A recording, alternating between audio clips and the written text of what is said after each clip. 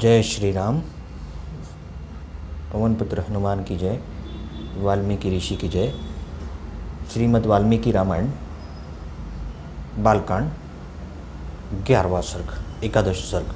सुमंत्र के कहने से राजा दशरथ का सपरिवार अंगराज के यहाँ जाकर वहाँ शांता और ऋषिशृंग को अपने घर लाना। तदनंतर सुमंत्र ने फिर कहा, राजेंद्र, आप पुनः मुझसे हित की कही बात सुनिए।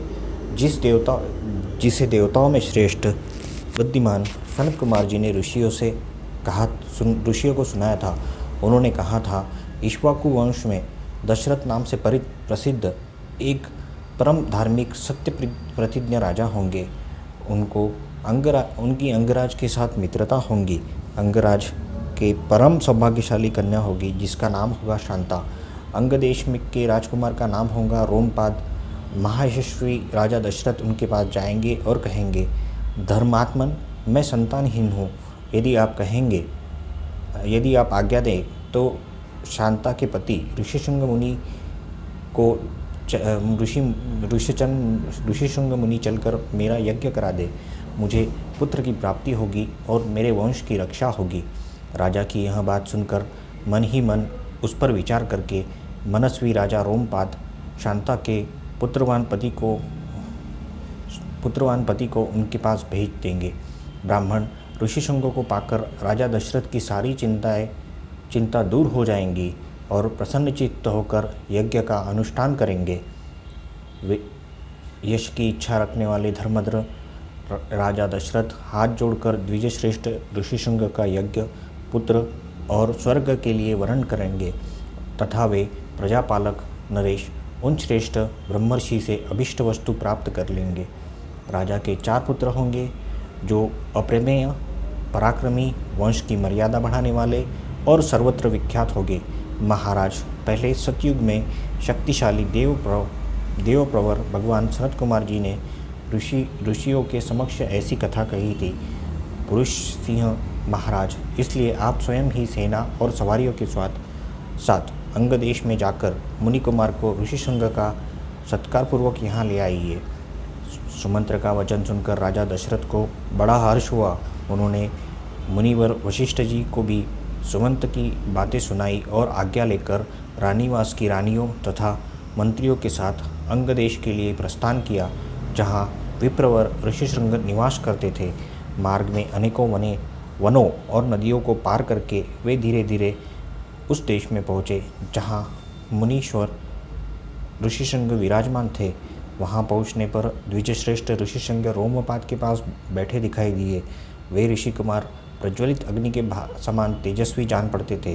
तदनंतर राजा जो रोमपाद ने मित्रता के नाते अत्यंत प्रसन्न हृदय से महाराज दशरथ का शास्त्रोक्त विधि के अनुसार विशेष रूप से पूजन किया और बुद्धिमान ऋषिकुमार को ऋषिशृंग राजा दशरथ के साथ अपनी मित्रता की बात बताई। उस पर उन्होंने राजा का सम्मान किया। इस प्रकार भली भांति आदर सत्कार पाकर नरश्रेष्ठ राजा रोमपाद के साथ 7-8 दिनों तक रहे। वहाँ उसके बाद वे अंगराज से बोले, प्रजापालक नरेश, तुम्हारी पुत्री शांता अपने पति के साथ मेरे नगर में पदार्पण करे, क्योंकि वहाँ एक महान आवश्यक कार्य उपस्थित हुआ है। राजा रोमपाद ने बहुत अच्छा कहकर उस बुद्धिमान महर्षि का जाना स्वीकार कर लिया। ऋषिशृंग ने कहा, विप्रवर, आप शांता के साथ महाराज दशरथ के यहाँ जाइए। राजा की आज्ञा पाकर ऋषिपुत्र ने तथास्तु कहकर राजा दशरथ को चलने की स्वीकृति दे दी। राजा रोमपाद की अनुमति ले ऋषिशृंग ने पत्नी के साथ वहाँ प्रस्थान किया। उस समय शक्तिशाली राजा रोमपाद और दशरथ ने एक दूसरे को हाथ जोड़कर छाती से लगाया तथा अभिनंदन किया। फिर मित्र से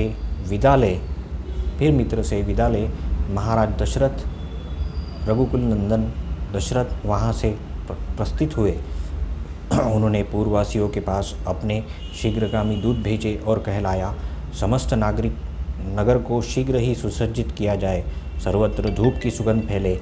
नगरों के सड़कों को झाड़ बुहार कर उन पर पानी का छिड़काव कर दिया जाए तथा सारा नगर ध्वजा पताकाओं से अलंकृत हो। राजा का आगमन सुनकर पूर्ववासी बड़े प्रसन्न हुए। महाराज ने उनके लिए जो संदेश भेजा था उसका उन्होंने समय पूर्ण रूप पालन किया। तदनंतर राजा दशरथ ने शंख और दुदुम्बी आदि वाद्यों की ध्वनि के साथ विप्रवर ऋषिशृंग को आगे करके अपने सजाए सजाए नगर में प्रवेश किया। उधर द्विज कुमार का दर्शन करके सभी नगरवासी बहुत प्रसन्न हुए। उन्होंने इंद्र के समान पराक्रमी नरेंद्र दशरथ के साथ पुरी में प्रवेश करते हुए ऋषिशृंग का उसी प्रकार सत्कार किया जैसे देवताओं ने स्वर्ग में सहस्त्राक्ष इंद्र के साथ प्रवेश करते हुए कश्यप नंदन वामन जी का समादर किया। ऋषि को अंतपुर में ले जाकर राजा ने शास्त्र विधि के अनुसार उनका पूजन किया। उनके निकट आ जाने से अपने को कृत्यकृत्य माना। विशाल लोचना शांता को इस प्रकार अपने पति के साथ उपस्थित देख अंतपुर की सभी रानियों को बड़ी प्रसन्नता हुई। वे आनंदमग्न हो गई। शांता भी उन रानियों से तथा विशेषतः महाराज दशरथ द्वारा आदर सत्कार पाकर वहाँ कुछ काल तक विप्रवर ऋषिशृंग के साथ बड़े सुखपूर्वक रही। इस प्रकार श्री वाल्मीकि निर्मित आश रामायण के आदि काव्य बालकांड में 11वां सर्ग पूरा हुआ। जय श्री राम। पवन पुत्र हनुमान की जय।